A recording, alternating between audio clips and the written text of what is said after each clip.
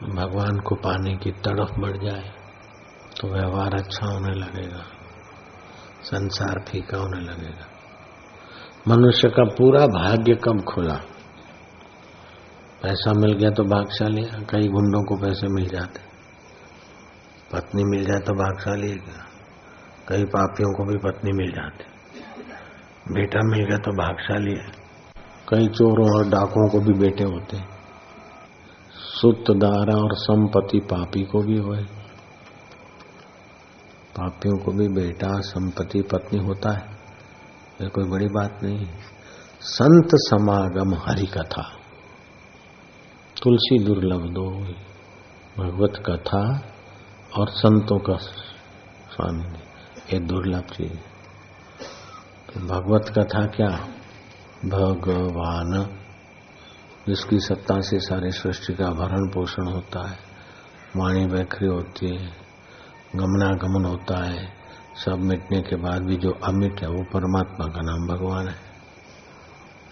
संत समागम हरि कथा, हरि कथा कहो, भगवत कथा। तुलसी दुर्लभ दो, तो हरि क्या है, भगवान क्या है, वो उसका ज्ञान कैसे मिले, वो साधन मिलने में मदद रूप हो आशीर्वाद। तो भगवान का ज्ञान, भगवान पाने का साधन और भगवान पाने में मदद और संत के सानिध्य से मिलेगा। तो भगवान की कथा और संत का सानिध्य, इससे बढ़कर त्रिलोकी में कोई बड़ी चीज नहीं।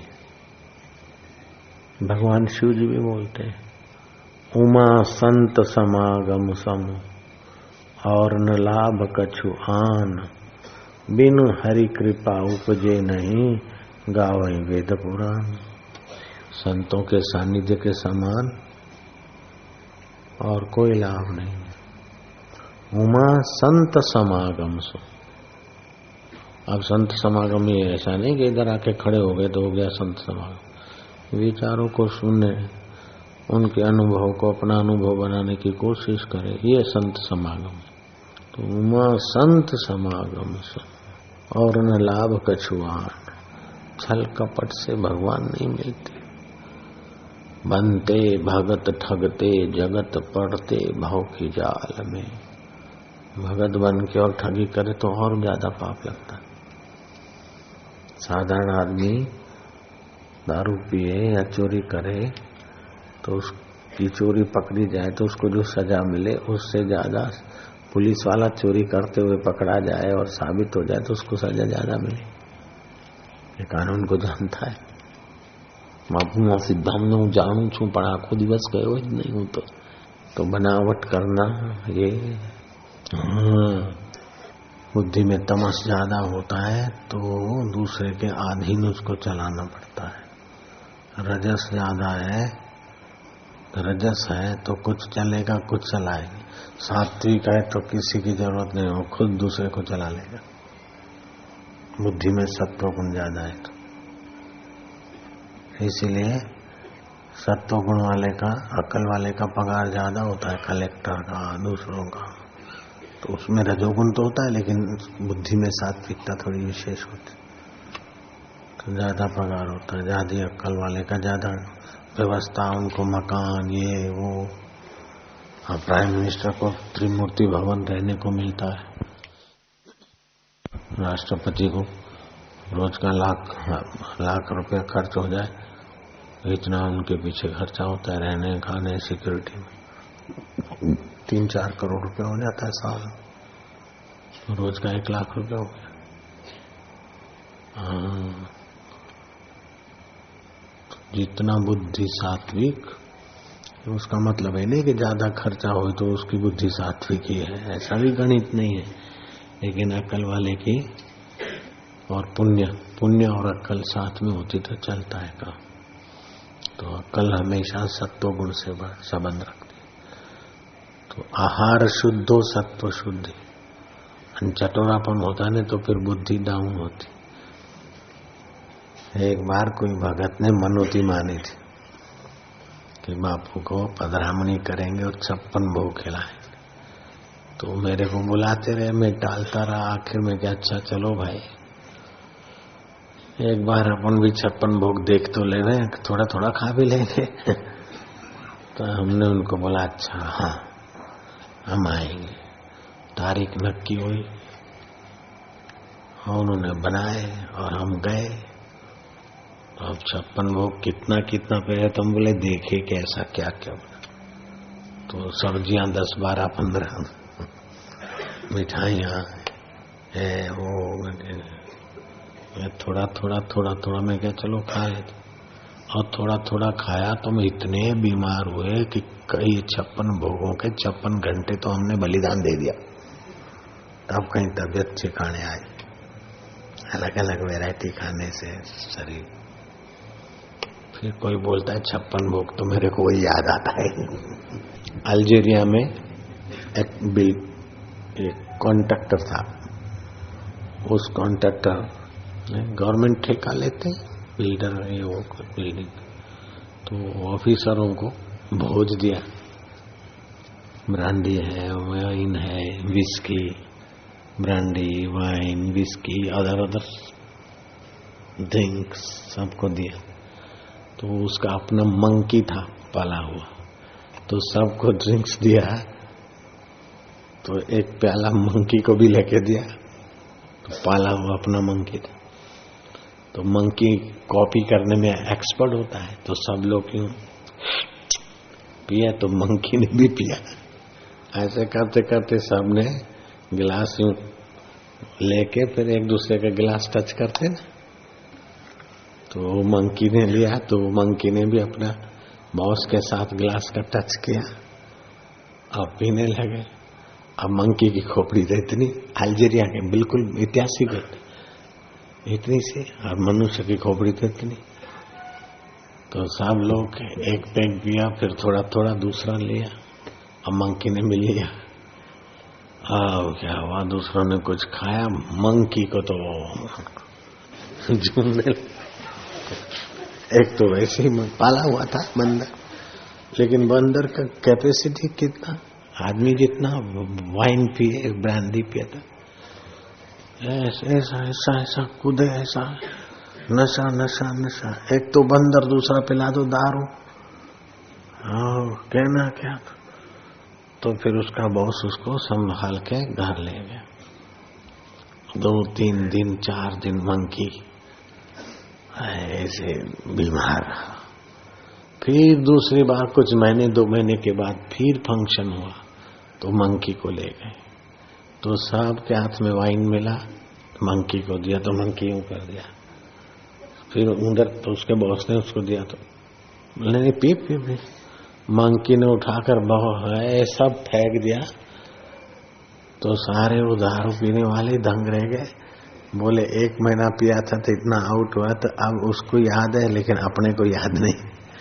कि एक बार पता चल गया कि झूठ बोलने से अथवा वानगियां खाने से बुद्धि भ्रष्ट हुई, तो मंकी ने फिर वो वाइन की वानगी को छुआ ही नहीं। मंकी फिर नहीं पिया दारू।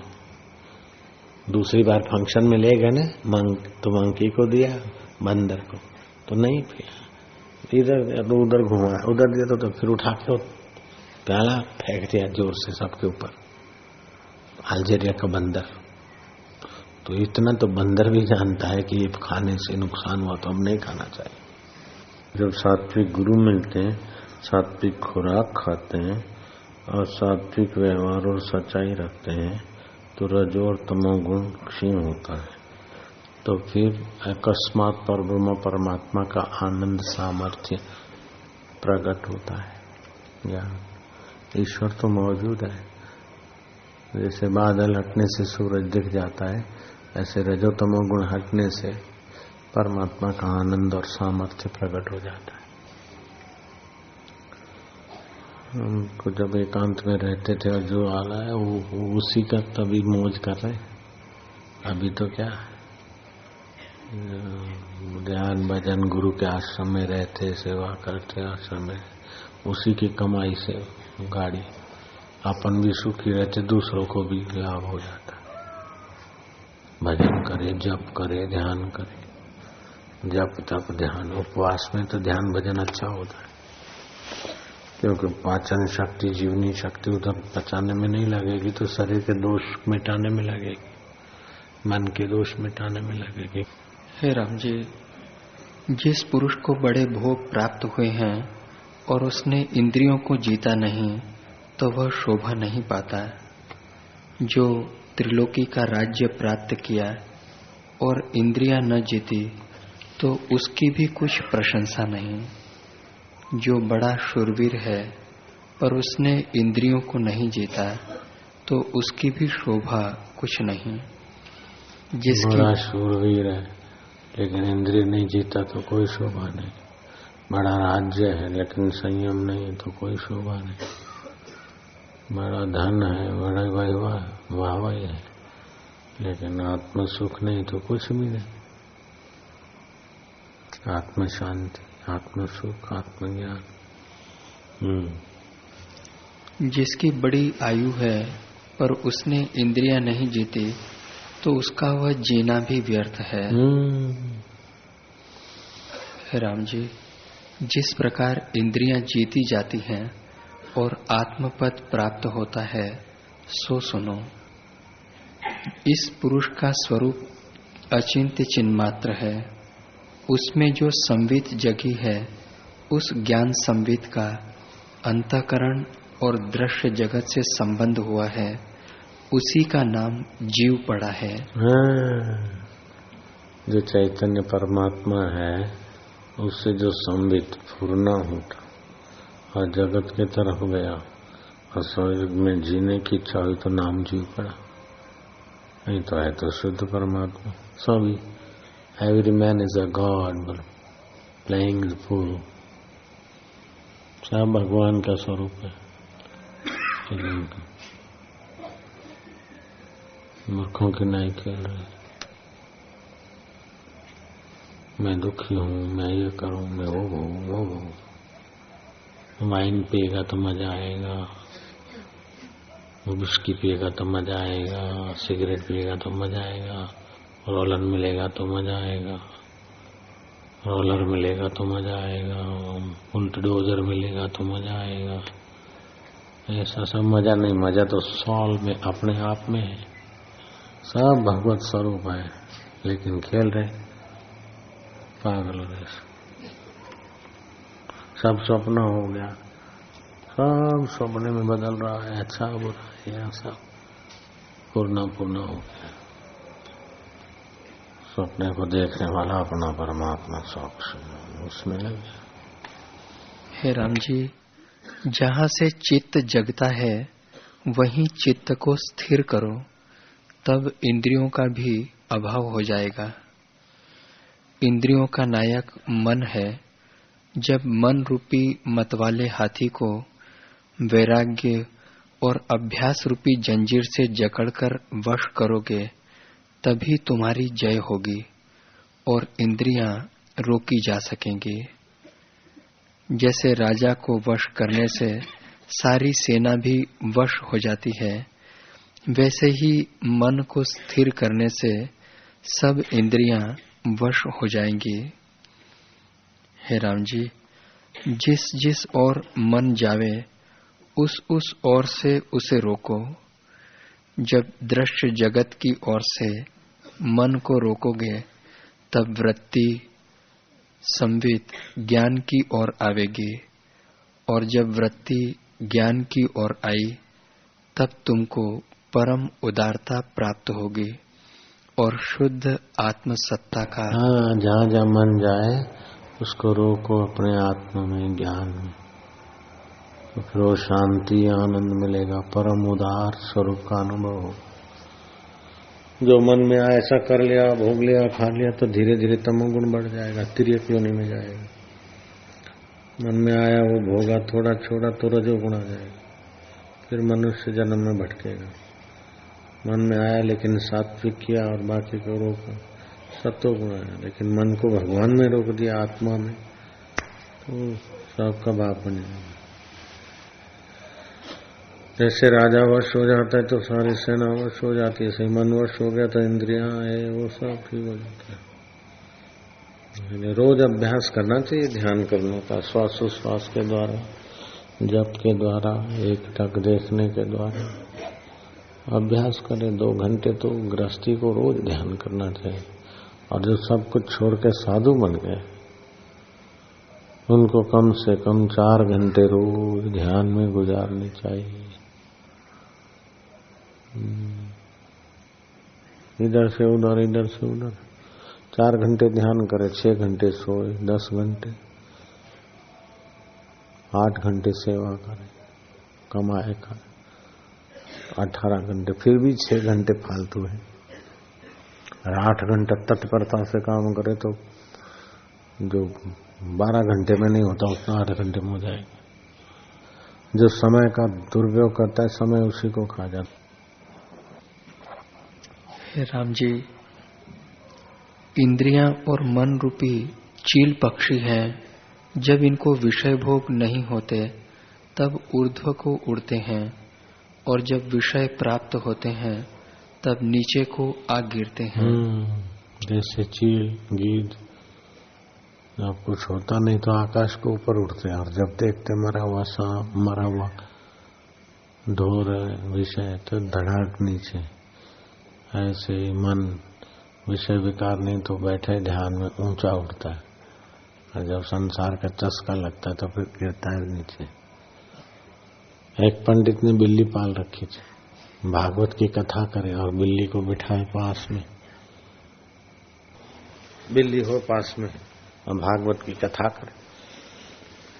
भागवत की कथा प्रारंभ करे तो बिल्ली के माथे पर दिया हो उसको जलावे और बिल्ली को हाथ घुमावे कि भागवत कथा सुनने वाली मुख्य जजमान महारानी बिल्ली बैठे रही होगा। बैठ रहेगी ना। बिल्ली पाली हुई थी, पूंछ लाती थी। पंडित जी कथा करते जब तक कथा चलती रहती और बिल्ली हिले डुले नहीं, और दिया उसके 1-8 घंटा कथा हो जाती। पब्लिक बहुत बढ़ने लगी। पंडित की कथा तो कथा, लेकिन वो पंडित की बिल्ली देखने आते कि बिल्ली कथा सुनती और उसके सिर पे दिया दीपक रखते और बिल्ली हिलती नहीं है। नहीं कैसा ही। तो कथा में भीड़ होने लगी। तो किसी ने जाकर गुरु को, कोई संत को बताया कि पंडित के पास तो बहुत लोग आकर्षित करने के लिए टैक्ट है, उसने बिल्ली पाला है और उसके सिर पर दिया रखते, और जब तक कथा चलती है बिल्ली ध्यान से कथा सुनती है। गुरु ने कहा बराबर भाई दे, अब तुम ऐसा करो कि तुम कथा सुनने चले जाओ, हाँ एक चूहा ले जाओ पिंजरे में, हाँ कथा सुनने जाओ, तब तक तो पिंजरा ढक के रह जाओ। जब बैठो बिल्ली के सामने और थोड़ी सी कथा शुरू हो तो धीरे से जिसमें चूहा छुपा है वो पिंजरे का धीरे से पिंजरे का कवर वस्त्र हटा दो तो बिल्ली को चूहा दिखेगा। और फिर क्या होता है दिए का और पंडित की कथा का मेरे को बताना। तो भगत ने ऐसा किया, वो ले गया ढक के, कोई सामान है ऐसा, बराबर बिल्ली के सामने बैठा और पंडित ने अपना श्लोक लगा कथा। अथ श्रीमद्भागवतम 14th अध्याय आरंभ, 2nd स्कंध 14th अध्याय। अच्युतम वासुदेवाय वासुदम जगतमिदं। पंडित ने अपना व्यागा शुरू किया तो भगत ने पंडित ने कथा वापिस शुरू किया तो उसने पिंजरे पर से पर्दा हटाया और पर्दा हटाते ही बिल्ली के कुंवर से बस। ऐसे ही हमारी बुद्धि और मन जब तक विषय विकार नहीं तब तक भले सीधे सज्जन लगते, और जो विषय विकार ये हुआ है तो फिर सब भूल जाते, क्योंकि निर्विकार भगवान के स्वरूप का अभ्यास नहीं है। वो सच्चे सुख के तरफ तत्परता नहीं है। वशिष्ठ जी गुरु हैं, राम जैसा शिष्य। वशिष्ठ जी बोले, हे राम जी, अपने पुरुषार्थ का आश्रय करो, नहीं तो सर्प कीट आदि नीच योनियों को प्राप्त हो गए। वशिष्ठ जी गुरु हैं, राम जैसा शिष्य, फिर भी सावधान करते हैं, पुरुषार्थ का आश्रय करो, नहीं तो सर्प कीट पतंग नीच योनियों को प्राप्त कर लेंगे। जो अल्प भी बुद्धि सत्य मार्ग की ओर होती है, जो अल्प भी बुद्धि सत्य मार्ग की ओर होती है तो बड़े बड़े संकटों को दूर कर देती है। जैसे छोटी नाव भी नदी से उतार देती है। संसार रूपी समुद्र के तरने को अपना बुद्धि रूपी जहाज है और तप तीर्थ आदि शुभ आचार से जहाज चलता है। हे राम जी, जो बोध से रहित चल ऐश्वर्य से भी बड़ा है, उसको तुच्छ अज्ञान भी नष्ट कर डालता है। इसी नाव भी बड़े सागर को पार करा देती है। इसे बल करके अपना संसार से तर जाना चाहिए। छोटी सी युक्ति का आश्रय लेकर भी विवेक वैराग बढ़ाना चाहिए, सावधानी बढ़ानी चाहिए। ऐसा अपना बलपूर्वक कार्य करके कल्याण करना चाहिए। कर्मों के फल की इच्छा भी न हो और कर्मों से विरसता भी न हो। क्या सार बात। कर्म के फल की इच्छा भी न हो और विरसता भी न हो। बेदरकार पलायनवादी से तो स्वार्थी अच्छा, और स्वार्थी से निस्वार्थी अच्छा। बेदरकार पलायनवादी से तो तत्पर स्वार्थी अच्छा, और स्वार्थी से निस्वार्थी अच्छा। वशिष्ठ जी बोले, हे राम जी, जो पुरुष अद्वैत निष्ठ हैं, उनके हृदय से त्याग और ग्रहण की भ्रांति चली जाती है। वे उस भ्रम से रहित होकर प्रारब्ध के अनुसार चेष्टा करते हैं। जो कुछ स्वाभाविक क्रिया उनकी होती है, जब तुझको विवेक से आत्म तत्व का प्रकाश होगा, तब तू संसार की तुच्छ वृत्तियों में न डूबेगा। जैसे गोपद के जल में हाथी नहीं डूबता, तैसे ही तू राग द्वेष में न डूबेगा। जिसको देह में गाय के खुर जितना खड्डा हो, हाथी क्या डूबेगा उसमें। ऐसे ही जिसका विवेक हो गया, उसके लिए संसार गोपद की नहीं हो जाता। फिर वो संसार के लेते देते खाते पीते व्यवहार करते हुए भी उसमें सत्य बुद्धि नहीं रहेगा, आसक्ति नहीं होगी, ममता नहीं रहेगी। परम आकाश ही जिसका हृदय मात्र विवेक है और बुद्धि उसकी सखी है, जिसके निकट विवेक और बुद्धि है, वे परम व्यवहार करते भी संकट को कभी भी प्राप्त नहीं होते। जिनके पास बुद्धि सात्विक है और विवेक है, कोई भी काम करो तो धैर्य से, सात्विक बुद्धि से। रात को गहरी रात देर को निर्णय करना, देर रात को भोजन करना, देर रात को कोई निर्णय करना कल के लिए ठीक नहीं। सुबह सात्विक बुद्धि हो तब निर्णय करें। जो भी काम करें खूब निर्णय विचार करके करें। तत्ववेत्ताओं के संग से जैसा अमृत मिलता है, वैसा क्षीर समुद्र से भी नहीं मिलता। वह जो देवताओं की सेवा से भी नहीं मिलता, जिसका आदि अंत नहीं और जो अनंत और अमृत सार है, ऐसा अमृत आदि नहीं, अंत नहीं और अमृत का सार है। ऐसा सुख स्वरूप परमात्मा का ज्ञान और शांति, माधुर्य और मस्ती।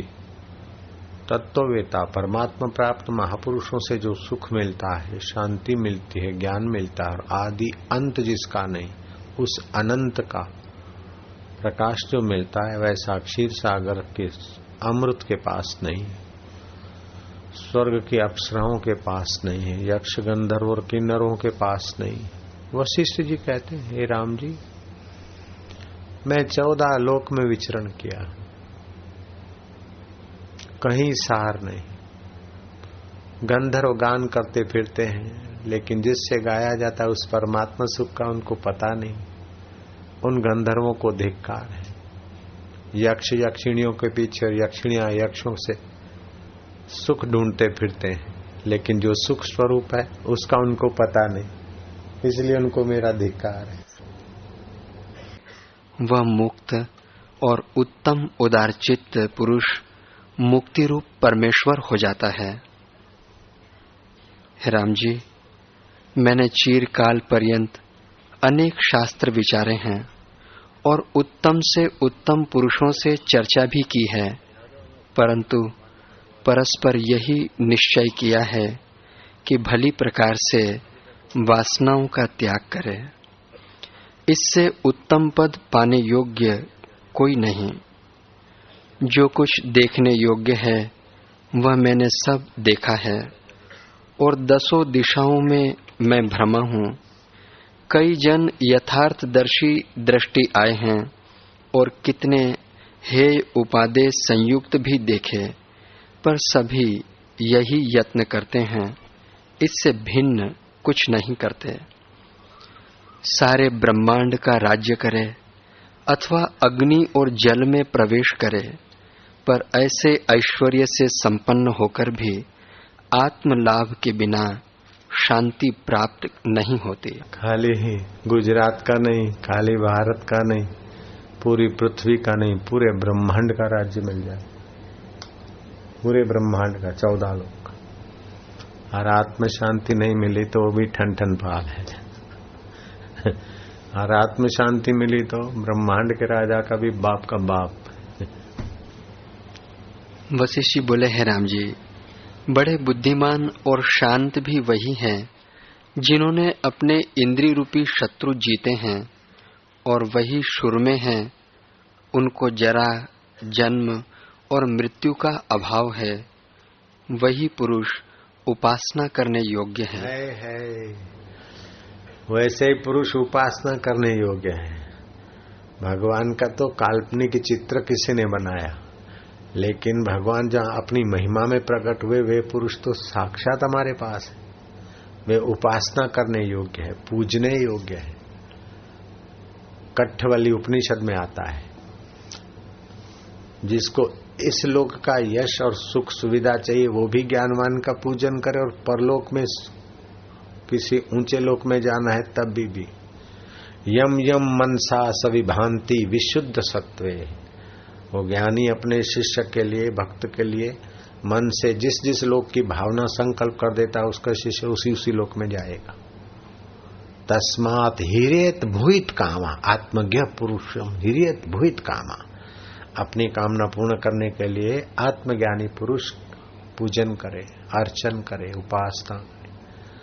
लेकिन हम तो कहते कि आत्मज्ञानी पुरुष का पूजन अर्चन करो, ये तो ठीक, लेकिन आप ही आत्मज्ञानी हो जाओ, मेरा उधर ज्यादा ध्यान है। घुमा फरा कर हमारा प्रयत्न उधर ही रहता है।